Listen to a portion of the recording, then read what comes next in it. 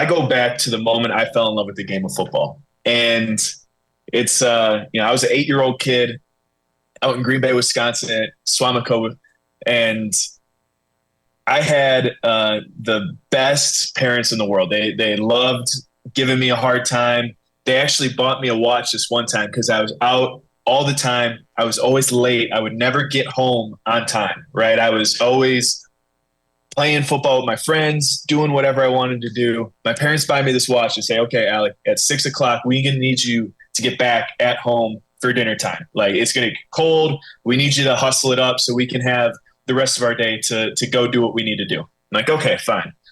Well, sure enough, I'm down at the bottom of the hill playing football. It's 5:45 and my team's down 2 touchdowns. I got my best friend on my team. Like, dude, we need to make this comeback. I need to get home at 6. I'm worried. I'm stressed. This is like the middle of November. The leaves are changing. The weather is cold. You get that feeling in your lungs where it's cold out, but you're running and you're working hard. Like, it's burning. We're making this comeback. I check my watch. It's 5:55. We're down a touchdown. I'm like, this is the moment of truth, right? This is the decision moment. Do I make it back on home on time, or do I finish this game and try and win? And I'm a younger kid at this point. I choose to win. I choose to play ball. You know what I'm saying? So we end up making the full comeback. I'm running as fast as I can up this hill in the middle of November. You guys know how it gets when the weather's a little cold. You're working hard. Your lungs are burning. Your legs are feeling like jello. I'm just running up this hill as fast as I can to make it home for dinner. I know I'm already late. I turn the corner and my dad's sitting there just waiting for me. I'm like, oh man, I'm in trouble again. I don't even know what's going to happen. I got this watch. Maybe they're going to take it back. I'm pretty bummed. My dad on the porch, he goes, son, do you want to play some catch? I'm like, catch? Are you serious right now? We get to play some catch? Heck yeah, that's what I was doing. I love playing the game. So I'm playing in the front yard. I'm just playing catch with my dad. And in the distance, I could kind of hear or feel something. Like, I didn't really know what it was. It's out there in the distance.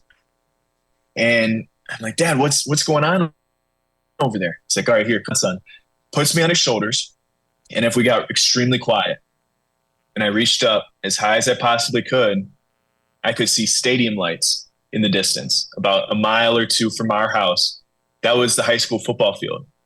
Like, Alec, what you're hearing or listening or feeling are whistles blowing, people scoring touchdowns, people cheering. I felt that energy as an 8-year-old kid. Something that I love to do could inspire and impact and bring people together to cheer, to root. I'm like, this is what I need to do. This is my goal. This is my purpose. This is my mission. This is what I want to accomplish down the road.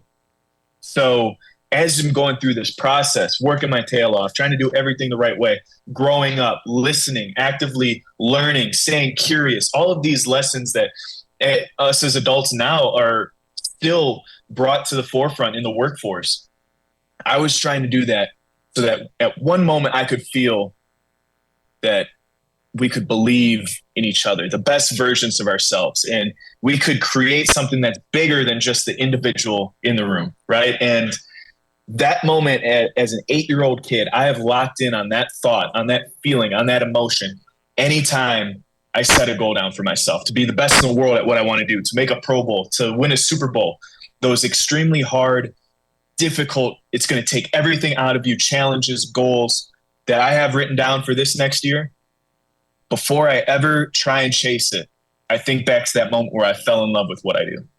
Everyone has those moments here. You all have a moment where it's like, man, this is it. It clicked. This is meaningful. I can inspire people. I can serve people, especially in this industry, to serve and to help others like myself that don't know, that aren't educated in the space, to be able to wake up and move throughout the day and feel rested and recovered, right? Like, that is purposeful. That's meaningful. That's impacting others' lives. And in this goal setting, when I'm thinking about what I want to accomplish and being the best in the world at what I do, it's big and it's scary. And right under that goal, I have this thought and that vision of falling in love with something. Right underneath that, I put my biggest fear in the world. What's holding me back? What's that thing, that thought, that feeling, that emotion that doesn't allow me to fully dive in, to fully be present, to do it every single day. What are those hard things that I have to overcome, that I have to look in the face in that fearful moment to motivate myself to overcome these challenges, to overcome the tough days at work, to overcome wanting to hit that snooze button, or the coworker that is just bothering you and never gets it, or that one patient that shows up and just doesn't get it, right? All of those moments of adversity, those moments of tough stuff that you have to consciously, intentionally, deliberately decide to be the best version of yourself, to chase that purpose, to chase that dream, to serve people, to give without the intent to receive. There's something that's holding us all back. And for me, it was the fear of failure. For me, it was for somebody to tell you you're not good enough. And that comes from me being adopted. That comes from a guy that looks like me, talks like me, that I've never met before, thinking I'm not good enough. I was too big of a liability. I wasn't able to, I don't know what my problem was, but that's how I felt as a kid that was put up for adoption. Now I have the most loving and supporting family in the world that have taught me the life lessons that it's taken a village to get to this point, right? And to be able to lean into people and pour into other people and have them pour into me, this support going back and forth, right? That's one aspect of it. But at night when I have to look in the mirror and I don't know what I'm supposed to look like 30 years from now, like that hurts. That's fearful. If I truly try my best, try my hardest, and I still fall short, then I'm not good enough. Then I don't have any excuses. Then I'm just like that adopted kid that was, not good enough when he was born, right? Those are fears that I have in my life that I have to attack.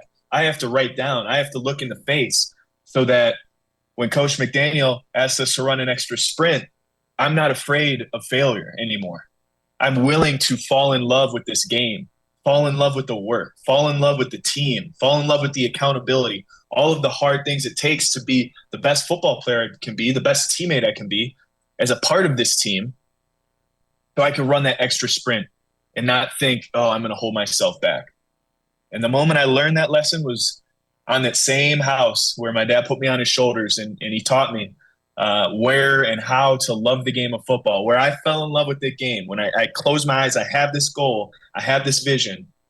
I also had one of the worst days of my life, draft day about 6 years ago, 2019. 32 head coaches, general managers told me that I'm not good enough. I wasn't good enough. I wasn't good enough to be drafted, wasn't good enough to be considered to be a team player in the NFL. I wasn't good enough to think that they could invest in a kid from Green Bay, Wisconsin to make it. That's how I took it. And after that moment, in 4 hours of sitting on the couch, waiting for your name to get called, and it never does, and you get to see person after person after person, seeing that dream come true for them and to celebrate, I was faced with an intentional decision. How do you respond? How do you respond when your biggest fear is at your doorstep? And I realized I didn't have to do it alone. I had a team behind me. I had a support system. I had the village. I had a family. I had coworkers. I had teammates. I had a number of people there willing to help, willing to serve, willing to support in order to chase those dreams. I didn't have to face that fear of abandonment, of not being good enough. Because of my adoption story, I didn't need to face that alone. I had a village around me to be able to face it together. And why I say this and why, in the short time that I have with you guys today, those are the two stories that I wanted to kind of lock in on and share, is because in a conference where you're learning and you are investing in your future and you're learning how to be a part of this community and dive in and give without the intent to receive, there are moments in your life, in the next year, in the next 2 years, in the next decade, where you have to consciously decide, am I locking into my purpose and remembering that moment in my head where I fell in love with this? And that's my why, that's my drive, that's my purpose with inside of myself to be the best version of myself? Or am I going to give in to this sense of fear, this fear of failure, the fear of whatever is holding you back from being and chasing relentlessly that potential, that dream, that vision you have for yourself? And that's a fight we all walk together. And to be in a conference together with a group of people, whether you're in person or virtual, logging in today, you guys don't have to do it alone. You have families, you have coworkers, you have parents, you have siblings, you have these amazing individuals that are able to help you stay consistent so that you can give with the intent without the intent to receive. So you're building this community closer and closer and closer to educate, to stay curious, to see how we can all serve each other in the most intentional way with a smile on your face, with love in your heart, so that day after day after day, you are walking in purpose. You're walking with, you're not on that hamster wheel anymore. You're able to walk and say, man, I'm making an impact today. And locking in on that why, it's not just what you do, it's how you're doing it, conscious decision. And then it's also that why that's able to dig you out of the depths of despair and launch you into the stratosphere of you being and operating at your fullest potential. That is 100% how I went from an adopted kid in Green Bay, Wisconsin, chasing a dream, seemed way too big for my britches, trying to be able to make it to the NFL, have 32 NFL head coaches and general managers tell you you're not good enough, and then 6 years later be named to your first Pro Bowl. And again, I say all that. It's not what you do, it's how you do it and why you do it. Right? If there's one thing you can remember from today, man, like it doesn't matter that I play football, that I'm out there on Sundays. It's how I treat people. It's how I shake people's hands. It's the purpose behind helping inspire other people to believe in the best version of themselves, because I was afraid to believe in the best version of myself because of my adoption story, because of my fear of failure.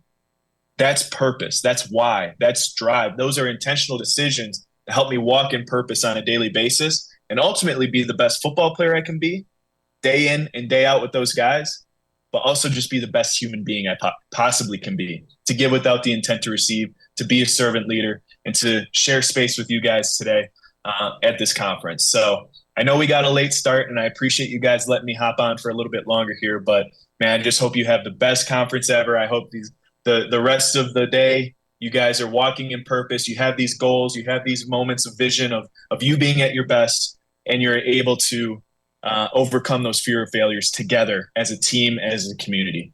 So thank you guys for having me today. Enjoy the rest of the conference. Thank you guys so much. Appreciate it. Alec Ingold. Thank you, Alec.